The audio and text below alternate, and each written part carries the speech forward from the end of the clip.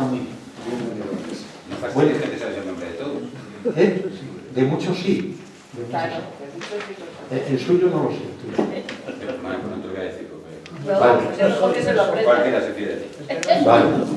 Bueno, pues buenas tardes. Pues van a venir Muchas a gracias hacer los también por esperarnos unos minutos, porque hemos tenido dos reuniones, yo una primero a las 6:30 y luego otra a las 7 con unos compañeros para abordar cuestiones de la casa, que también son necesarias.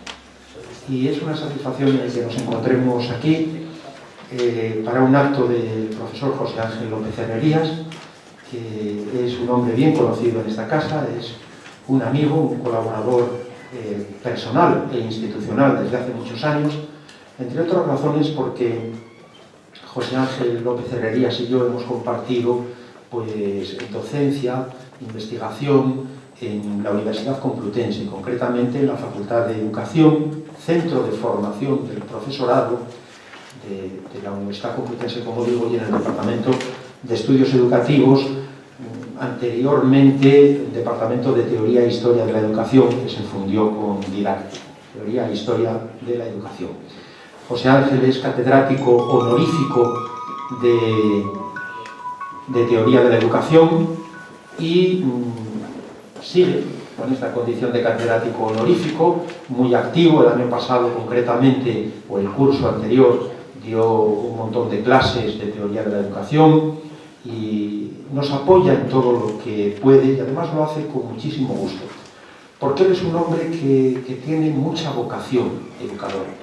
Esto se dice rápidamente, pero no siempre es fácil de acreditar. Él tiene una vocación educativa que le acompaña, y buena prueba de esa vocación es la conferencia que nos trae hoy aquí, que bueno, es una más de las muchas que ha dado, entre otros actos en los que ha participado, sobre todo presentando libros, sobre todo suyos. Él es autor de una obra muy extensa que fácilmente se sitúa en los 30 libros o más. Y seguramente estás a punto de sacar alguno. Eso iba a decir.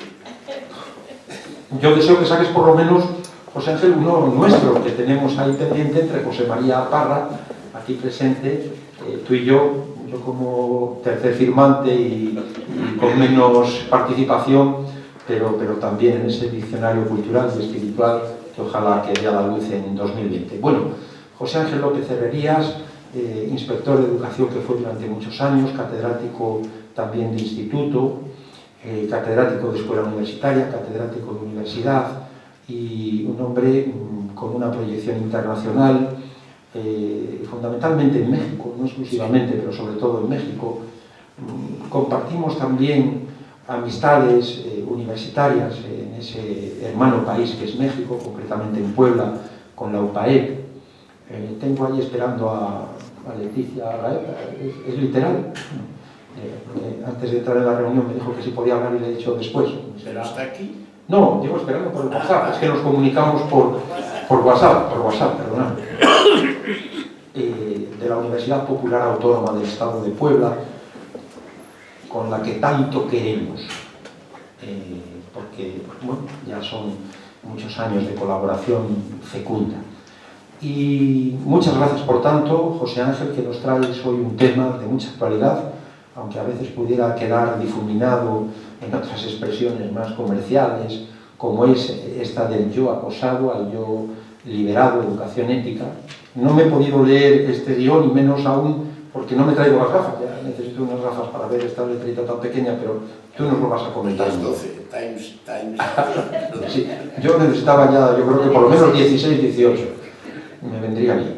Y el yo, pero el otro día reflexionaba cuando lo comentaban los compañeros en la junta directiva, esto del yo acosado, al leer la programación de este mes, y digo, pues sí, es verdad que cada vez estamos más acosados.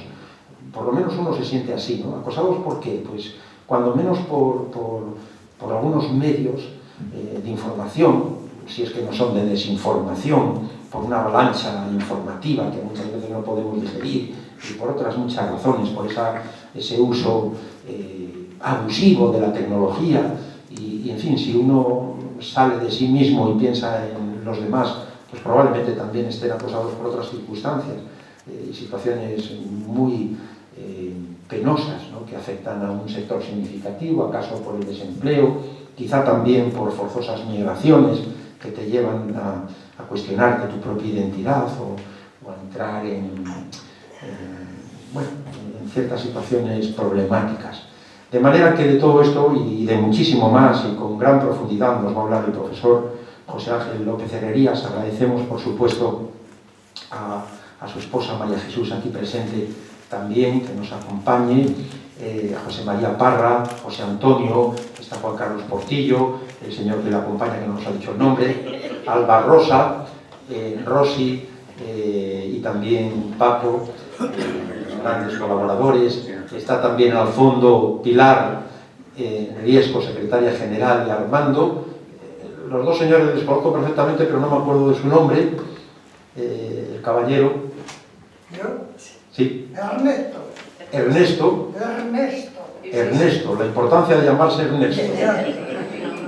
Vicky, Victoria, Fernando, el caballero que fue cónsul, Jesús,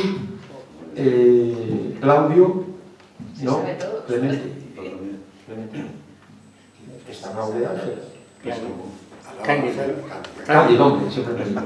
Cándido, Ángel, perdona. Eduardo, Tino Castro, socio veterano, Claudio sí, las dos señoras que están aquí, que se pueden presentar. María, Adela y Adela. Muchas gracias. El caballero, que luego nos lo dirá con un cartel porque lo prefiere, es verdad, y nuestro vicepresidente, que es Patricio Huerta. Y, como no, el presidente adjunto, sin más, con todos ustedes, el doctor José Ángel López Herrerías. Muchas gracias.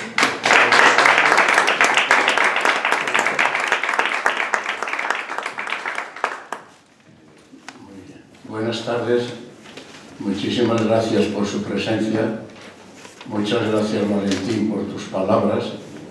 Mientras ibas hablando pensaba que tendría que llegar el día, antes de que sea medio tarde, que la conferencia programada sería el doctor Valentín Martínez Otero por José Ángel López Herrerías, y al revés, porque, bueno, está bien que digas lo que sientas o lo que te apetezca, pero uno tiene que decir que el mundo es más grande que uno y que lo que uno ha tenido que hacer o hecho, pues es lo mínimo que se podía hacer. Y estoy especialmente contento, lo de especialmente no demasiado subrayado, porque de las veces que he hablado aquí, pues no sé si exceptuando una o dos, esta tarde, pese a que juega al fútbol todo el mundo, nunca estuvo tan lleno ante mi presencia el salón como esta tarde, así que les agradezco de corazón que hayan hecho el esfuerzo de, pese a que jugaba el Madrid, el Barcelona, el Mirandés, no, eso fue ayer, y las chicas del Atleti y del Barça, como ven ustedes, estoy informado, porque además de seguir al gobierno hay que informarse de las coyunturas cotidianas, pues hayan preferido o deseado o elegido estar aquí. También decir, porque si no se dice hoy, pues parece que queda descortés, que disculpen que no haya PowerPoint. El PowerPoint va a estar en el diálogo entre ustedes y yo, y no necesitamos demasiadas imágenes para que ese diálogo pueda fluir y pueda tener un sentido. Empezaré intentando retarles con una pregunta, cual si esto fuese el CIS de Tezanos. Si quieren lo arreglamos levantando la mano. ¿Cómo ven esta frase de un ilustrado alemán de la segunda mitad del XVIII? La semilla del continuo ennoblecimiento, disculpen, repito, la semilla del continuo ennoblecimiento yace profunda e indestructiblemente en todas las almas humanas. Manos arriba a favor de esta frase. La repito porque me parece que no ha quedado la cosa clara. Es que si no levantan la mano, la semilla del continuo ennoblecimiento, de noble ennoblecimiento, yace profunda e indestructiblemente en todas las almas humanas. Gracias, pueden bajarlo. En contra, bueno, ustedes dos amigos son aceptados y respetados absolutamente, pero han sido derrotados, disculpen. Ya llegará el momento, tal vez al final, de expresar, si quieren, el sentido de su voto, que se diría. Bueno, pues efectivamente quiero conversar con ustedes esta tarde un ratito sobre algo que a mí me preocupa y que probablemente a ustedes también. Uno, en su propia experiencia personal, y si uno lee cosas pues añadido o aumentado por esas lecturas, reconoce que vivimos una sociedad que tiene sus aspectos positivos y negativos como todas las sociedades y culturas que en el mundo han sido y son de manera histórica, diacrónica o de manera sincrónica al mismo tiempo. Pero hoy, tanto uno como lo que uno lee, insiste mucho en que vivimos en una sociocultura, en una psicocultura. La cultura es la psicología de todos puesta en la calle, la psicología es la cultura que está en el ambiente puesta en cada uno. Pues vivimos una psicocultura dominada por una serie de características. La característica básica es que nos comunicamos mediante, sobre todo, imágenes, y nos comunicamos con elementos que apelan a nuestra personalidad de manera atávica, animaloide, etc. Y teniendo en cuenta que el humano es un ser básicamente de comunicación, todo lo que va siendo nuestro yo deriva de lo que comunicamos con los otros, lo que vamos sembrando en el fondo de nuestro mundo psicopersonal, tiene que ver con lo que vamos viviendo, pues es de alarmar o es de tener en cuenta el que nos preguntamos, oye, ¿cómo te estás comunicando? ¿Con qué te están comunicando? ¿Qué aspectos de tu vida están siendo amenazados, coercionados, dominados o sugeridos y apelados de manera positiva a través de lo que nos comunican? ¿Y qué características tiene lo que dominantemente hoy nos comunican? Pues una característica básica, aunque las dos o tres que puedo decir se aglutinan en una, es este punto. Nos apelan o nos comunican eminentemente con imágenes y con imágenes que tienen que ver con aspectos prerreflexivos y emocionales. Que nos apelan con imágenes, ¿qué tiene esto de relevancia? Pues que en la imagen el humano se comporta desde las estructuras más básicas de su realidad personal.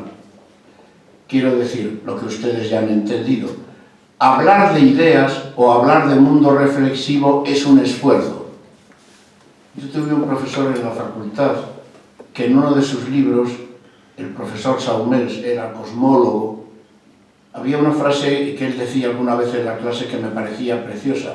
El ser animal es una dádiva de la naturaleza. El ser racional es un esfuerzo de cada día. El ser animal es una dádiva de la naturaleza. El ser racional es un esfuerzo de cada día. Eso se comprueba bien claramente en el mundo de la comunicación. Ves una imagen, y como dice McLuhan, el comunicólogo canadiense que se hizo famoso en las últimas décadas del siglo pasado, en la comunicación, el medio, en la imagen comunicativa, el medio es el mensaje. O sea, el medio, la misma imagen es ya mensaje en sí mismo. Usted llega a casa, enchufa la tele, coge el vídeo, coge el teléfono y sin más esfuerzo reflexivo o voluntarioso o de conato de superación, cae en la red de quedar atrapado por aquello. ¿Por qué? Porque, como dice el mismo McLuhan, también la imagen es un medio caliente. ¿Qué quiere decir? Es una metáfora. Calienta nuestra personalidad. Sin embargo, llegas a casa y tomas un libro y si no te concentras en la lectura del libro, al cabo de 5 minutos dices, ¿pero qué estoy haciendo leyendo esto si no me estoy enterando de lo que leo? Porque el acercarte a la idea requiere mayor esfuerzo En definitiva, que el bocata con el que alimentar las neuronas tiene que ser más potente y más bien documentado que si te quedas ante una imagen, independiente de que muchas veces nos quedemos fritos. Pero esto ya depende de cómo durmamos por la noche y de otros cantares. Y además la imagen no transmite, además de ese poder que tiene la imagen no transmite eminentemente, iba a decir doctrina, no transmite eminentemente espíritu. A mí me encanta la palabra espíritu, porque además de que tenga ese sentido ligado a lo religioso, la palabra espíritu antes es una palabra eminentemente antropológica. Espíritu en latín significa aire, y el aire, como nos diría, por ejemplo, León Felipe en sus poemas, el aire y la ventana es lo que nos abre a un mundo de posibilidades, es lo que nos libera de ser animales. El animal se comporta de manera mecánica y predominante, de manera cerrada, de manera bloqueada, de manera fija. El humano se comporta de otra manera, pese a que tenga instintos, porque tiene la posibilidad de la apertura, tiene la posibilidad de buscar posibles, no queda dominado por el mundo de lo atávico, por el mundo de lo reflexivo, por el mundo de lo emocional. ¿Y qué es lo que se pretende con este tipo de mensaje, imagen y además de contenido eminentemente apelativo a los aspectos más básicos de la personalidad? Pues se pretende también vaciar de contenido el afán por la nobleza del espíritu. Si usted no desarrolla su espíritu, si usted no desarrolla su aire, si usted no potencia su reflexión, puede quedar en un mundo reducido que pudiésemos denominar como el mundo de los yo acosados. Aquí vive una cultura cuyos ciudadanos se comportan de manera mecánica, cerrada, bloqueada, instintiva, porque están acosados y no han caído en la cuenta de que les están queriendo convertir en clientes, clientes del mundo de la economía, clientes del mundo de la producción, clientes del mundo de los intereses más o menos cercanos a los aspectos más básicos de la alimentación y de la reproducción, que son nobles y están bien porque forman parte de la vida humana, pero que no es aquello para lo que el hombre está en la existencia. El hombre existe no para ser vida, para eso ya existieron los dinosaurios, también los que yo les quiera fulminar ahora mismo. La eutanasia holandesa aún no ha llegado aquí, esperemos que tarde. Sino que estamos hablando de que el humano vive para ser existencia. No es lo mismo vida que existencia. La vida es el fenómeno biológico por el que cada uno nos mantenemos en la experiencia de la vida. Pero si a cualquiera de nosotros nos dijesen, oye, mira, tú estás vivo, pero tu vida te la estoy haciendo yo, le dirías al otro, oye, ¿y tú quién te has creído? Déjame que sea yo quien decida mi vida. Y cuando soy yo quien decide mi vida, es cuando estamos hablando de existencia, lo que existe desde aquello por lo cual yo he puesto en juego mi afán de ser auténticamente mi yo. Y lo que quiero compartir, o estamos compartiendo en este rato, es esta inquietud que yo siento y que quería compartir con alguien, en este caso con ustedes, que han tenido la gentileza de participar. Y es que debemos estar muy atentos porque uno de los fenómenos que además influye muy negativamente en lo que estamos hablando es que esto es un poco como la anestesia. O sea, llegamos a tal momento en el que ni caemos en la cuenta de que nos están haciendo la existencia. Sí, estoy vivo, pero estás liberado. ¿Liberado qué quiere decir? Me voy a la montaña, me hago San Jerónimo, me hago cenobita. No, liberado quiero decir, vivo el esfuerzo suficiente para tomar conciencia de poder decir que mi vida la estoy haciendo yo, o me la están haciendo. Bueno, para que esto no consideren que es una paranoia, se dice, una paranoia mía, les citaré 3 o 4 autores o pensadores que han llamado la atención sobre esto que les estoy diciendo. Uno es nada menos que Luis Vives, que precisamente no es de hoy, aquel ilustrado, aquel renacentista humanista español valenciano que pasó gran parte de su vida en los Países Bajos, debió encontrar un ambiente más liberal o más abierto y allí desarrolló gran parte de su escritura y de su enseñanza. Hay una frase de él que un día me encontré en un texto que me pareció preciosa. Está recogida en la hoja. Hay que avivar la fuerza de la razón para que tenga algún poder sobre las fuerzas del alma, entendiendo por alma el conjunto de nuestra compleja realidad humana. ¿Y qué es lo que Luis Vives veía que pasaba en la historia de su tiempo? Que no se avivaba suficientemente la fuerza de la razón para que fuese la razón, la racionalidad, la búsqueda de la libertad, la búsqueda de la autonomía, la búsqueda de ser sujeto de su propia existencia, sino que había otros aspectos que eran muy presentes y muy dominantes en las decisiones de la vida a llevar a cabo.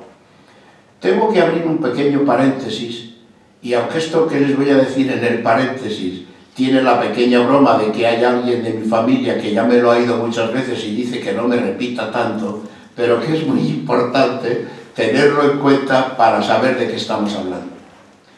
Miren, aunque Luis Vives es una persona del siglo XVI, y hay algún otro autor anterior a esto, hay un neurólogo norteamericano, el apellido es MacLean, M-A-C, está aquí también recogido, M-A-C-L-A-N, L-E-A-N, lo pueden mirar en internet, que hace unos años, aún en el siglo XX, desarrolló una teoría, escribió una visión de la realidad que a mí me parece acertadísima y que a mí me parece que debía estar dicha. Bueno, ya en Platón estaba predicha. Tenemos tres almas, la concupiscible, la irascible y la racional. Pero este señor lo que hace es citar estas almas o estas capacidades del ser humano en tres ámbitos neurológicos que tenemos dentro de nuestro cráneo. Y dentro de nuestro cráneo, lo que este señor dice, pero no es el único, sino que está en la tradición de la cultura occidental, hay tres núcleos cerebrales, o sea, tres núcleos nerviosos. Uno, el que él llama el cerebro reptiliano. Reptiliano porque parece ser que, visto como desde arriba, tiene forma de reptil. Este cerebro es el centro neurológico que sirve para controlar básicamente los instintos, sobre todo el de la alimentación, el de la reproducción y nuestros mecanismos vitales para salir vivos de situaciones imprevistas, como los arcos reflejos, etcétera, etcétera. Luego existe por encima, y ahí está el hipotálamo y la glándula y otros elementos que en este momento no disculpen, que le llama este autor el cerebro límbico. El cerebro límbico es el cerebro que controla básicamente las emociones. Ya saben que las emociones son aquellas reacciones biopsíquicas que los humanos tenemos y que son anteriores a la reflexión, o sea que no están tamizadas por la reflexión. Una pregunta que nos podríamos hacer a diario es: ¿mi conducta está racionalizada o mi conducta está prerracionalizada? O sea, dominada por las emociones. Pues bien, este cerebro límbico es el que controla todo aquello que tiene que ver con nuestras reacciones psicosomáticas de aspectos como el sentirse reconocido, la seguridad, el control, el dominio, etc. Aquellas cosas cuasi instintivas, aquellas conductas cuasi instintivas que son las que sirven para gobernar nuestra conducta en relación con los demás. Y por último aparece el córtex. ¿Qué es el córtex? Dicho de una manera un poco brava, discúlpenme, el cerebro del espíritu. Dicho de una manera un poco más técnica, la base fisiológica de nuestro espíritu. Entendiendo por espíritu esa potencialidad, se sea creyente o no creyente, que tenemos, que nos hace diferentes de todos los otros seres de la naturaleza y que se caracteriza básica y fundamentalmente porque somos capaces de generar palabras con las que nos autorreconocemos, nos reconocemos con los demás y proyectamos el horizonte de nuestra vida. Pues, ¿qué es lo que ocurre? Que acosados por todo este mundo que apela a lo límbico y a lo reptiliano, y desnutridos del mundo de lo cortesiano, con X, del mundo de lo racional, el gran ejemplo iconográfico es la lectura. Hoy, viniendo hacia acá en el coche, disculpen por lo de meterme en el aparcamiento en Madrid con coche, he oído que están promoviendo en el Ayuntamiento de Madrid, me parece que era una institución, un plan de propaganda que tenía que ver con la lectura. Algo así como la lectura nos permite soñar, o la lectura nos permite no sé qué, he oído en la radio, como siendo la lectura el nutriente del espíritu, el nutriente de la conciencia, el nutriente del cortés, para poder liberarnos de ese yo acosado.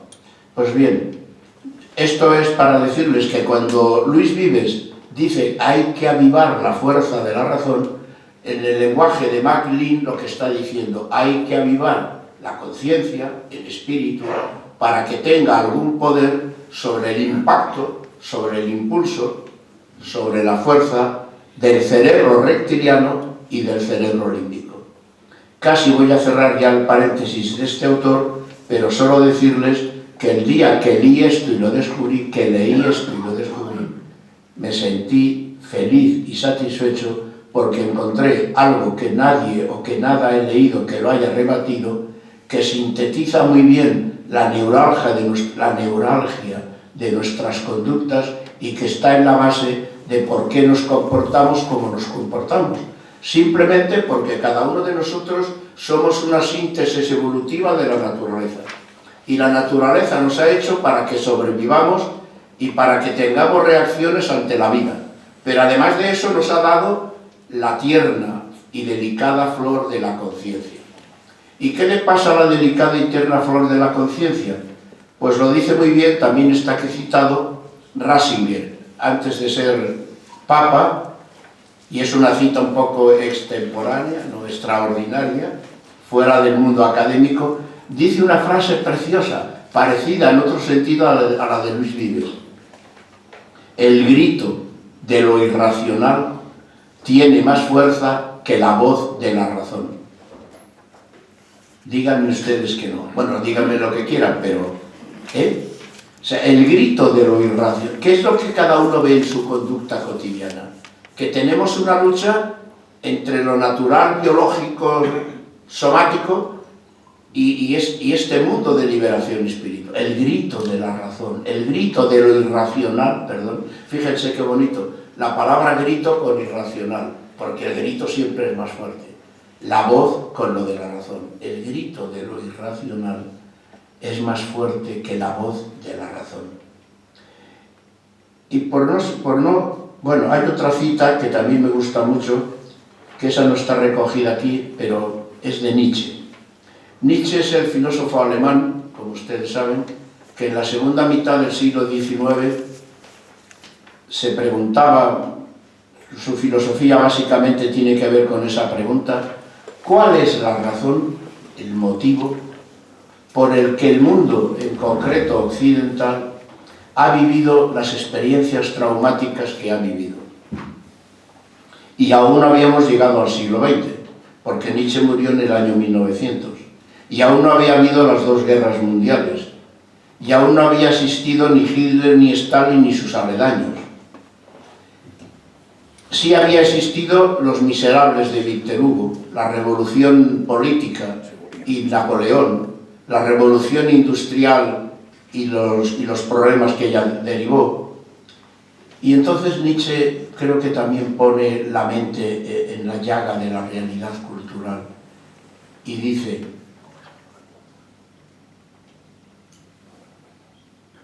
pues a ver lo que dice Nietzsche, porque no lo tengo aquí apuntado y me parece que se me ha ido el santo al cielo. Cuando lo recupere se lo digo. En todo caso, y ya por último, ha habido una serie de autores que se han fijado mucho en el poco desarrollo de la conciencia. Por ejemplo, Freire, que es el que está más cerca de nosotros por lo de la pedagogía, dice que él entiende la educación como un proceso de concientización. Concientización es un neologismo que este autor, este pedagogo brasileño, que falleció en el año 2004 o 2005, desarrolló para decir que la conciencia, que el problema de la educación es que había que potenciar la conciencia. Kundera, el novelista Mijaíl Kundera, el novelista checo, que se hizo famoso hace 20 años o 30 por una novela La insoportable levedad del ser, dice que vivimos en la cultura del no pensamiento. Entonces, a mí me desasosiega, y esta es la tesis de mi presentación ante ustedes esta tarde, que nuestra cultura no se esté dando cuenta, o tenga escasa cuenta, no caer en la conciencia de, qué es lo que significa caer en la cuenta, de que estamos corriendo el riesgo de ir cada día retrotrayéndonos más a estilos de vida no dominados, no sé si es la expresión exacta, no abiertos al desarrollo del espíritu, de la libertad, de la autonomía personal, sino que estamos cada vez más involucionados en el riesgo de que alguien nos pudiese decir: tu vida te la están haciendo. O dicho de otra manera más exacta, según lo que antes les he dicho, de la distinción entre vida y existencia. Tu existencia te la están haciendo, porque quien decide qué quieres ser, hacia dónde proyectarte y cómo desarrollar tus actividades humanas contigo mismo, con los demás y con la vida, es el entorno que te está dominando y ni siquiera te estás dando cuenta. Esto lo dice también muy bien un sociólogo francés, longevo, 90 y tantos, Alain Touraine. Cuando yo era estudiante ya me lo encontraba en los libros, Touraine, que él dice, y ya resume todo lo que les vengo contando de este aspecto, que lo que denota en nuestra cultura es que falta sujeto, entendiendo por sujeto aquello que todos ustedes entienden. Se es sujeto, uno sujeta su propia existencia cuando uno la vive desde la autonomía, desde el esfuerzo por desarrollar su propia autonomía. Quien pone el nomos, la norma, en tu existencia, eres tú, no es el ambiente que te rodea. Y ya para colmo se me van viniendo, lo de Nietzsche sigue oculto, pero se me van viniendo otras referencias. La última es la de Banderas. Otra cita un poco es extraordinaria, o fuera del ambiente académico. Era el año 2015, bueno, antes de ayer, no hace falta decir era. Estaba en casa viendo la gala del cine. Después de esa noche ya no la he vuelto a ver más veces. La última tampoco, desde luego. Y de pronto le dan el premio, reconociendo su trayectoria, no ninguna película ni nada, a Antonio Banderas. La verdad es que para mí es un artista que no tenía o no tiene demasiado, pero bueno, eso es esa parte. Y sale, como todos los que les dan un premio, a reconocer y a decir algo. Sacó 2 folios. Yo eran las 12 de la noche, ya era un poco medio, y de pronto le oigo leer esta frase. Y daros cuenta que la mediocridad se ha convertido en el mayor negocio de nuestro tiempo. Esto se lo dice un actor y director de cine a sus colegas, porque ese daros cuenta era a sus colegas del cine. Y daros cuenta que la mediocridad se ha convertido en el mayor negocio de nuestro tiempo. O sea, Antonio Banderas estaba reprochando a sí mismo y a los demás que estaban con su cine generando el alimentar una psicocultura, un mundo de espíritus donde la mediocridad se ha convertido en el mayor negocio de nuestro tiempo. Y a mí me pareció que quieren que les diga una frase magnífica. Yo no sé si le ocurrió a él, si se la contó a un amigo, no tengo por qué dudar que fuese de él, pero a mí me pareció una frase absolutamente magnífica. Entonces, visto el panorama, todo pedagogo siempre se pregunta, bueno, todo pedagogo y toda persona que emplee un poco la razón, ¿y qué podemos hacer? Pues intentar, como se deriva de lo dicho, potenciar el espíritu humano, el espíritu de cada uno. ¿Y cómo se potencia el espíritu de cada uno? Pues hay una norma sencilla de decir, bien complicada de aplicar, que es la que parece la norma básica, que es que mirar más y atender más al desarrollo de tu conciencia, al desarrollo de las palabras con las que tú gobiernas tu vida, al desarrollo de aquello que tienes presente en ti mismo cuando decides esto o lo otro. Yo les pregunto, aunque eso forma parte de otra línea conversacional, pero ahora puede tener cierto sentido, ¿han pensado cuánto tiempo de nuestra vida, adolescencia, bueno, vamos a dejar la infancia que juegue con su adolescencia, juventud, madurez, mayoría de edad, dedicamos a pensar en nuestra conciencia? ¿Dedicamos a pensar cuáles son las pautas que gobiernan la vida? ¿Cuáles son los aspectos? Porque sí es verdad que todos podíamos decir cuánto tiempo he tenido que dedicar al mundo laboral y sus alrededores, al mundo económico y sus alrededores, al mundo profesional y sus alrededores. Pero ¿cuánto dedicamos a pensar en nosotros mismos para preocuparnos de cuál es el eje creativo por el cual yo voy decidiendo los actos de mi existencia? Bueno, pues yo no sé si la pregunta me sale un poco retórica o no, pero sí les tengo que decir que yo personalmente entiendo que he dedicado o dedico menos tiempo del que me habría parecido deseable a eso que les acabo de preguntar. Espero que no retóricamente, sino con cierto y real sentido.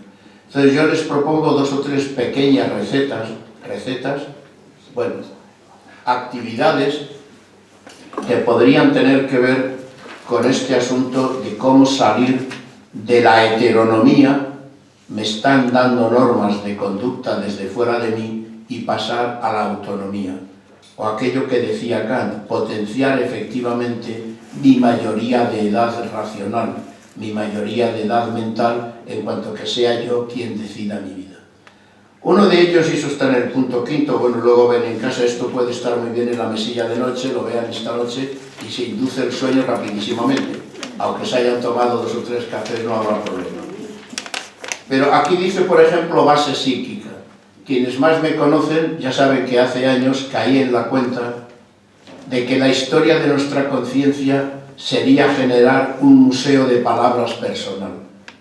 Cada uno de nosotros somos un museo de palabras andante, o deberíamos ser, o debemos ser un museo de palabras andante. ¿Y cuándo somos museo de palabras? Cuando nos esforzamos por tomar conciencia de mi conciencia, o sea, de las palabras con las cuales oriento mi vida. ¿Y cuándo se es museo? Cuando tomado el mundo es el conjunto de palabras, el conjunto de impactos, el conjunto de señuelos, el conjunto de ambientes, el conjunto de experiencias que verbalizo o no, que muchas veces verbalizo y que están en el entorno de mi vida y que marcan en más o en menos mi existencia. Pues ¿qué tengo que hacer en ese mundo? Convertirlo en museo. ¿Y qué significa convertir un mundo en museo? Seleccionar y exponer aquello que pasa en un museo. ¿Qué es el Museo del Prado? Una selección expuesta de cuadros, de cuadros que en el mundo han existido. ¿En el museo está el mundo de cuadros? No, está un museo, está una selección expuesta. Entonces lo que tengo que hacer es preocuparme por elegir aquella conciencia con la que concreto el mundo a desarrollar en mi existencia, para que mi existencia sea autónoma, para que sea un yo liberado, para que no sea un yo acosado, etcétera, etcétera. Esto se puede hacer con un folio, con un cuadernillo. En un lugar poner una raya en medio y escribir en un lateral mundo. ¿Qué mundo de palabras me preocupan o me acosan? A lo mejor sale el apellido Sánchez, pero eso considérenlo como un acto fallido, o cualquier otra cosa. Y en el lado derecho pues pueden ir escribiendo las otras. Espero que no salga el apellido López, en todo caso sí el nombre de Don Valentín. ¿Me entienden? Pero se trata de tomar conciencia, se trata de despertar, lo que nos dicen tantos y tantos autores, y hasta nosotros mismos. Una segunda receta. Esta la he cumplido más o la he desarrollado más con mis alumnos y también es una receta sencilla. Aquí se trata de que cada uno genere lo que llamo el blasón de la nobleza del espíritu. ¿Qué significa esto de cada uno generar el blasón de la nobleza del espíritu? Pues que dado que hoy se nos va a poner muy difícil ser nobles de caballería, a no ser que vayamos a conquistar la luna y allí pongamos nuestro territorio y hagamos un mundo nuevo, nos va a ser difícil la caballería. Además, eso va a estar mal visto, porque podría haber otros apellidos que nos echasen en cara que queremos formar parte de la casta, y eso no conviene por aquello de sobrevivir sin pagar más impuestos de manera tranquila. ¿Qué significa esto de generar el blasón de la nobleza del espíritu? Pues que tomen un cuaderno, una hoja, lo pueden hacer con internet, pero también lo pueden hacer a mano. La muñeca se libera mucho utilizándola desde los tiempos ancestrales de nuestro mundo, porque la mano es la cosa más bonita que la naturaleza, Dios ha hecho después de casi todo. Como decía Aristóteles, la mano es el instrumento de los instrumentos. No hay nada en el cuerpo humano que signifique más libertad que la mano, porque todo lo otro de nuestro cuerpo está como agarrado, está como sometido, está como cerrado. Sin embargo, las manos, como decía Aristóteles, se pueden convertir en generar con un palo un garrotazo o generar con un palo la armonía del universo. Vean ustedes cuando ven a un director de orquesta dirigir aquello y nos vamos todos al cielo límbico, no, al cielo racional, entusiasmados por la belleza de lo que estamos oyendo. Tomen su cuaderno, pinten un blasón. De estos hay muchos en Castilla, en Madrid aún no los he encontrado, pero debe haberlos también en el frontispicio de algunas iglesias o de algunos conventos o de algunos palacios, seguro que los hay. No tengo la imagen, discúlpenme, de ninguno en Madrid, pero seguro que hay a cientos, y pinten su blasón. Y en ese blasón escriban las 2, las 3, las 4 palabras que forman parte de la autonomía de su conciencia, que forman parte de aquello que quisieran ser, pese a lo que pese del mundo que nos rodea. Yo les diré que mi blasón, que he intentado que algún artista me lo convierta en pintura para luego encargar en alguna alfarería y tener platos en mi casa y para repartir. Qué bonito sería que ahora pudiese repartir algún plato con mi blasón, pero ahí voy tarde, no lo tengo. Pero mi blasón está aureolado por la naturaleza, hay verde, hay que respetar la naturaleza, y luego está dividido el blasón por el medio en los 2 cuerpos laterales. En uno está la palabra amor y en otro está la palabra alegría. Porque, bueno, esto no es el universo, es mi universo. Pero si cada uno de nosotros nos entusiasmamos por la apertura del espíritu hacia causas nobles, primero, estoy siendo yo el realizador de mi existencia, y segundo, estoy liberándome del riesgo de que mi existencia me la hagan otros. Y casi ya para terminar, decirles también una tercera receta, que aquí se titula tener en cuenta cada uno su IVA espiritual. No se asusten que no vamos a pasar tributos, o del IVA no... Su IVA espiritual o cultural.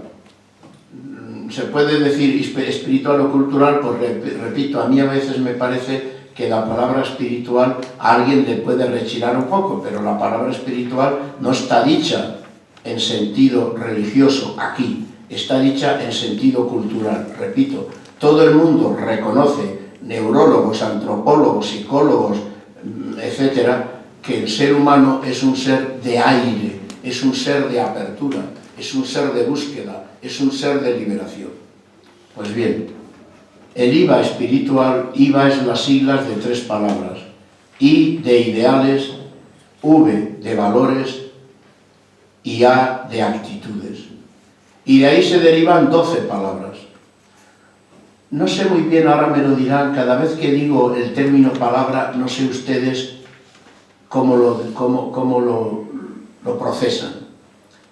Es sencillo, es que en el fondo y en la forma y en la superficie, nuestra conciencia son palabras. Entonces el problema está en si esas palabras las tenemos suficientemente meditadas, ancladas, profundizadas, interiorizadas.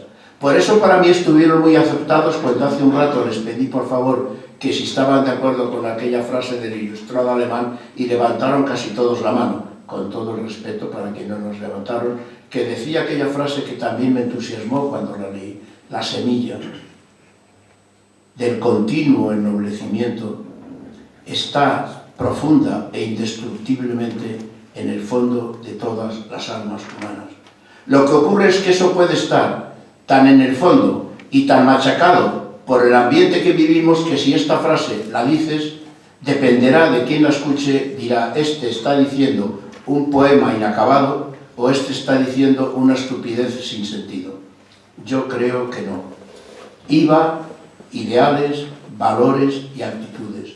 Ideales, 4 palabras: verdad, bondad, belleza y amor. ¿Me quieren decir de esas 4 palabras a cuál de ellas le hemos dedicado más tiempo en la historia de nuestra vida? A la verdad. La belleza es algo esporádico, la bondad es algo esporádico y el amor es algo que se vive, que se dice, pero que no se sabe muy bien y no se plantea muy claramente lo que es. Que ahí es donde yo creo que está el gran defecto de la cultura humana hasta ahora dominante por la occidentalización del mundo. Nos hemos dedicado a buscar y a hablar de la verdad, y esa verdad se redujo a lo científico y nos hemos olvidado realmente de lo otro. Valores: libertad, dignidad, igualdad y fraternidad. Los 4 valores que cita la Declaración Universal de los Derechos Humanos en el artículo 1. Los humanos nacen libres, viven o han de vivir fraternalmente en libertad y en dignidad. Y por último, las actitudes.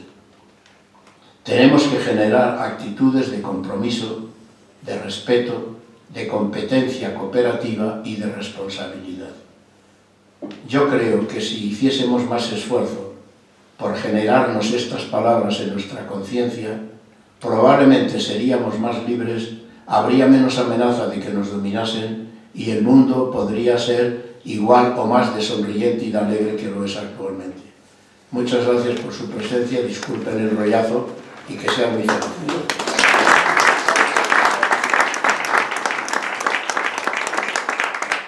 Lo de rollazo ha sido un lapsus lingüe, nunca tuve que decir tal cosa. Muchas gracias, José Ángel, por esta conferencia, por estas palabras tan estimulantes, y a buen seguro, pues alguna persona quiere comentar algo, hacer alguna pregunta, es ahora el momento. Adelante, Vicente, sociólogo. Usted que tuvo Nietzsche. Nietzsche marcaba una época distinta porque hablaba más del cristianismo, por ejemplo, pero no desde el punto de vista ateo, sino de que tenía que haber una energía en el hombre que no fuera simplemente una religión más o menos dogmática, sino lo apolíneo, lo dionisíaco, todas esas cosas. Y entonces me parece muy interesante que saque este autor, porque es un autor que se interpreta siempre como que fue el precursor del nazismo, del fascismo y de cosas de estas. Y yo creo que no tiene nada que ver una cosa con la otra. Y ese es un autor que es muy desconocido, sobre todo en la cultura latina, esta nuestra. Y pues simplemente he hecho esa pequeña reflexión de que tal vez era la crítica a esta espiritualidad o religiosidad un tanto convencional que habíamos en Occidente sido educados en ella, ¿no? En esta especie de falta de creatividad del hombre, de espontaneidad, o como le queramos llamar. Sí. Sí, de acuerdo, Vicente, gracias por tu... No, desde luego Nietzsche no tiene por qué ser un filósofo maldito, rechazado, sino que fue un intento racionalmente fundamentado de explicar por qué la historia del mundo había sido como había sido, en cuanto que había habido, y lo que dice es esto, que es que la razón, ya recuerdo la frase, la razón ha estado al servicio de los instintos, nunca ha sido libre. Y ese es el problema que está en la tesis fundamental de lo que he querido comentar con ustedes. Nuestro esfuerzo tiene que ser lo de Luis Vives, potenciar la razón. Porque es que, bueno, de manera espontánea creemos o sentimos que tenemos potenciada suficientemente la racionalidad, pero no la tenemos suficientemente potenciada y gran parte o todos los males que dominantemente ocurren es porque tenemos una racionalidad. Yo entiendo y estoy de acuerdo con eso, puede haber otras teorías que a lo mejor no conozco y que si las conociese también me hiciesen tilín, por así decirlo. Pero yo creo que Nietzsche acierta bastante cuando en la voluntad de poder cita esta frase de una línea que cuando la encontré pues también me pareció maravillosa, ¿no? Que la razón ha estado siempre al servicio, pero no ha estado por voluntad propia, sino porque es que estamos hechos así. El alemán Ratzinger, que habrá que decir también alemán y que conoce muy bien a los filósofos alemanes, ateos o no ateos, el grito de lo irracional es más fuerte que la voz de la razón. Y eso uno lo nota a diario. Entonces, ¿qué es lo que hay que hacer? Potenciar la razón. Pero una cosa que no he dicho, porque forma parte de otra línea discursiva y no se trata de reunir todo en una charla, es que el problema que también ha habido es que cuando en Occidente hemos potenciado la razón de lo científico, de la verdad, y eso nos ha llevado verdad, poder, ciencia, tecnología, producción y alguno diría desastres ecológicos y desastres humanos. ¿Y qué es lo que ha faltado? Que no hemos puesto en funcionamiento todos los aspectos claves de la racionalidad humana, que son esos cuatro: potenciar la verdad, potenciar la belleza, potenciar la bondad y potenciar el amor. Y basta para que esto se vea claro una pregunta. Hitler o cualquier fenómeno humano triste que haya ocurrido, ¿habría sido así si hubiésemos puesto amor? Por mucho que un alemán creyese que él era el centro del mundo, la raza era lo maravilloso. Era austriaco además. Y los gitanos y los judíos, una perversión de la naturaleza. Si hubiese existido en la conciencia la vivencia del amor, eso no habría ocurrido. Si hubiese existido en la conciencia la vivencia de la bondad, eso no habría existido. O sea, ustedes vetan en una coctelera elementos de verdad y de ahí saldrán actos inhumanos. En esa coctelera incluyan racionalidad, de bondad, de belleza y de amor, además de lo que pueda haber de verdad, y ya el resultado será totalmente distinto. Porque mi verdad ya no será una verdad instintivizada. Mi verdad es esta y busco controlarte, dominarte e imponerme. Sino que esa verdad vendrá limitada, dominada no, enmarcada, situada en aspectos de una racionalidad que añade otros matices. Y esto lo podemos aplicar a la vida cotidiana, a la vida de familia, a la vida de maestro y alumno y a la vida de presidente del Centro Asturiano y vicepresidente... Presidente adjunto, perdón, que no quería yo que... Perdón, Vicente, gracias. No, que simplemente que cómo es posible que Nietzsche, según el tópico, influyera sobre Hitler.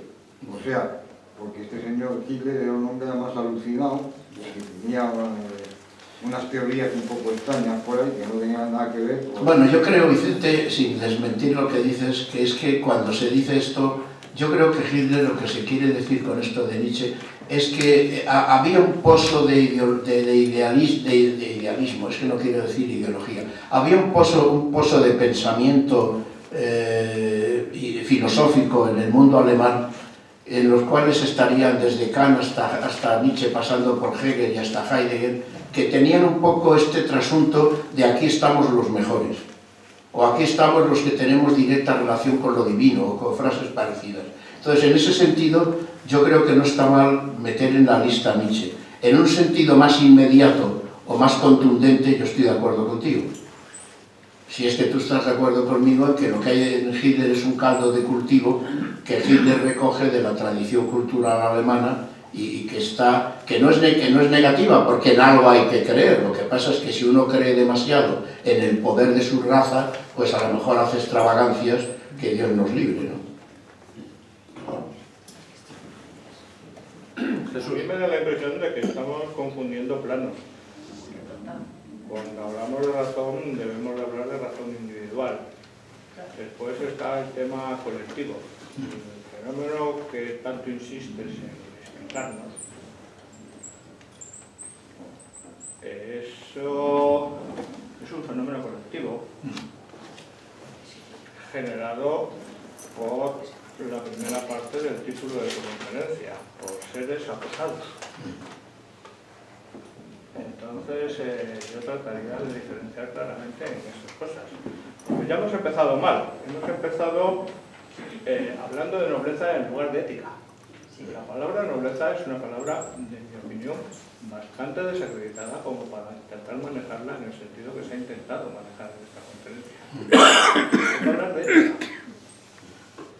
Creo que es mucho más potente y define mucho mejor a los seres humanos. No hay seres nobles o innobles. Hay seres que se comportan éticamente y seres que se comportan con falta de ética. ¿De acuerdo? O sea, esa es un poco mi opinión. Sí, Estamos confundiendo, primero es un error grave confundir el plano individual, es decir, el ser individual, el ser humano individualmente puede ser más o menos racional, depende de muchas cosas, entre otras cosas del ambiente que le rodea, no solamente de sus genes. Pero después los fenómenos sociales normalmente están creados por seres irracionales a costa de seres acosados. Bueno, sí, no, la segunda parte que ha dicho, estamos de acuerdo. Lo único que ocurre es que, bueno, yo creo que ocurre eso, que es que la palabra ennoblecimiento, y no digamos nobleza, nos suena a algo de otro tiempo y algo que no es ni citable. No es otro tiempo, lo estamos viendo. Ya. No, pero sí, lo que quiere decir es que estoy totalmente de acuerdo con usted en que la palabra que puede sustituir mejor, si no le gusta... La palabra adecuada, no sustituir, la palabra adecuada el es título de la ética. conferencia de la ética, ¿eh? Es ética. Claro, bueno, Claro, si no tiene... No, pero es que lo ponían en la... Que sí, lo pone. que sí. Sí, tal vez mi esta ha sido en no comentar antes que lo del ennoblecimiento tiene que ver con la idea de la ética. O sea, el ser humano, según la tradición cultural nuestra, que ya tiene su origen, al menos en este aspecto, en Grecia, tiene que ver con la misma palabra ética que significa morada, casa, y que también tiene el significado de acto humano. Y esto lo dice muy bien Heráclito en una frase preciosa, muy breve. La morada para el hombre es el espíritu, ethos anthropodaimon, porque es el ser humano el que viviendo su existencia va construyendo su casa, va construyendo su morada. Entonces, como muy bien dice usted, la consistencia de la existencia humana, y desde el punto de vista también de lo que les he querido decir, pues tiene que ver con esta idea. Mi vida consiste en hacer mi existencia, en poder explicarme ante mí y ante los demás que quien es el autor de mi vida es mi esfuerzo por ser autónomo, por ser sujeto de mi vida, etc. Que eso es lo que significa ética. Lo que ocurre, esto es una cita de un ilustrado alemán que se llama Gage, que es poco citado, y yo tengo que decir que yo no lo he leído en alemán. No sé si el ennoblecimiento es del traductor, qué palabra han usado en alemán para decir esta idea, pero en fin, que para que no quede la cosa desvirtuada, no quiero en absoluto decir nada que vaya en contra o que no sea aceptar lo que usted acertadamente me propone, y es que lo del ennoblecimiento es una palabra que queda mejor dicho con el concepto de la ética, esto no cabe la menor duda. Y lo otro, lo de lo individual y lo colectivo, pues bueno, sí, pero ahí lo veo menos claro el verlo totalmente como usted. Porque el conjunto de lo que hacemos en grupo está alimentado por los individuos, y lo que hacemos en los individuos está alimentado por el grupo.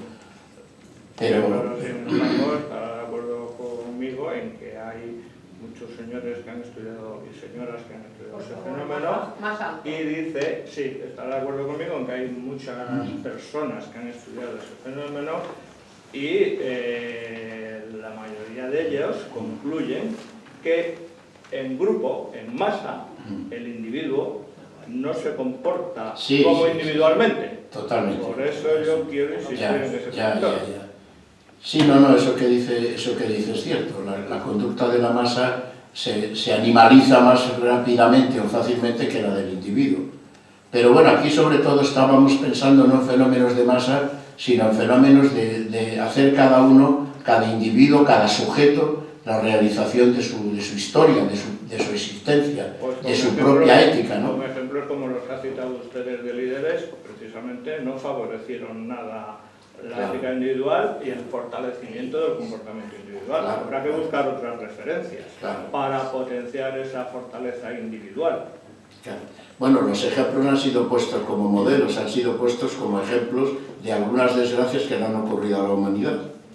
¿No? Eso también está así, ¿no? Porque es que si nos fuésemos con la idea de que yo los he puesto como ejemplos de algo, pues sería catastrófico. No, quiero decir no quiero decir que sean ejemplos como modelos de ética, quiero decir como ejemplo de el ser racional que llega a comportarse globalmente o colectivamente de esa manera. Sí, es lo que quiero decir, no quiero decir otra cosa.